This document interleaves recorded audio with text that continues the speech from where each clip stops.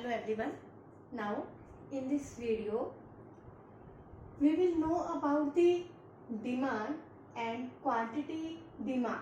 What is difference in between demand and quantity demand? Then listen carefully. Demand is the quantity of any commodity. किसी भी commodity की quantity. It is the quantity of any commodity which a consumer is ready to purchase at different possible price. जैसे कि मैं घर से सोच कर जाती हूँ कि अगर मुझे 1 रुपए की आइसक्रीम मिली तो मैं 50 आइसक्रीम परचेज कर लूंगी, लेकिन अगर आइसक्रीम का प्राइस 2 रुपये हुआ तो मैं 40 आइसक्रीम परचेज करूंगी. अगर प्राइस 3 रुपये हुआ तो मैं 30 आइसक्रीम परचेज करूंगी, और अगर प्राइस 4 रुपये हुआ तो 20 आइसक्रीम परचेज करूंगी, और अगर ये और कॉस्टली हुई, इसका प्राइस 5 रुपये पर यूनिट हुआ तो मैं 10 यूनिट्स परचेज करूंगी. So it is the demand. It show the different quantity of a commodity. किसी भी कमोडिटी की अलग अलग क्वांटिटी को दिखाती है एट डिफरेंट पॉसिबल प्राइस, अलग अलग पॉसिबल प्राइस पर. मैंने ये कहा कि अगर प्राइस इतना हुआ तो मैं इतनी चीज परचेज करूंगी, इतना हुआ तो इतनी, इतना हुआ तो इतनी. Then it is demand. Now what is quantity demand? Quantity demand is a specific quantity of any commodity. मान लीजिए आइसक्रीम की एक स्पेशल क्वांटिटी जिसे कि मैं एक स्पेसिफिक प्राइस पर परचेज करने के लिए तैयार हूं, तो हम उसे कहेंगे quantity demand. It is the specific quantity of any commodity which a consumer is ready to purchase at a specific price.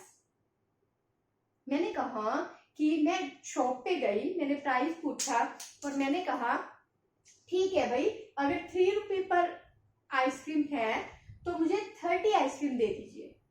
That it is the quantity demand.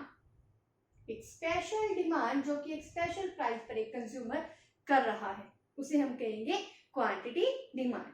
Now what is the law of demand? Law of demand क्या है? Law of demand जो है वो बताता है, it show the relation in between price and demand. Law of demand show the relation in between price and demand. अगर किसी चीज के प्राइस ज्यादा होंगे तो उसकी डिमांड भी उसकी डिमांड कम हो जाएगी, और अगर किसी चीज के प्राइस कम होंगे तो उसकी डिमांड कम हो जाएगी. So it show the inverse relation in between price and demand. If price increase demand will be decrease, if price decrease demand will be increase. It show the relation in between price and demand. It is the law of demand. ऐसा ही होता है ना, हम market में जाते हैं, अगर किसी चीज के प्राइस ज्यादा होते हैं तो हम उसे कम परचेज करते हैं, और अगर प्राइस कम होते हैं तो हम उसे ज्यादा परचेज कर लेते हैं. It is the law of demand and we can understand it with the help of this schedule and diagram. In this schedule like if price is 1 rupee, अगर इस मार्केट का प्राइस 1 रुपी है तो मैं 50 पेन परचेज करने को तैयार हूँ, लेकिन अगर इसका प्राइस इंक्रीज होकर 2 रुपये हो जाता है तो मैं सिर्फ 40 पेन परचेज करना चाहती हूँ, और अगर 3 रुपये हो जाते हैं तो मैं 30 पेन परचेज करना चाहती हूँ. अगर प्राइस इंक्रीज होकर 4 रुपये हो जाता है तो डिमांड डिक्रीज होकर 20 रह जाती है, और अगर प्राइस इंक्रीज होकर 5 हो जाता है तो डिमांड कम होकर 10 रह जाती है. यानी कि जैसे जैसे प्राइस इंक्रीज हो रहा है डिमांड क्या हो रही है? Decrease.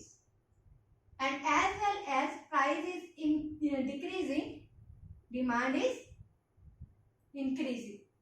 So it is the law of demand. We can understand it with this diagram. On the x-axis, we have the quantity of the commodity, and on y-axis there is price of that commodity.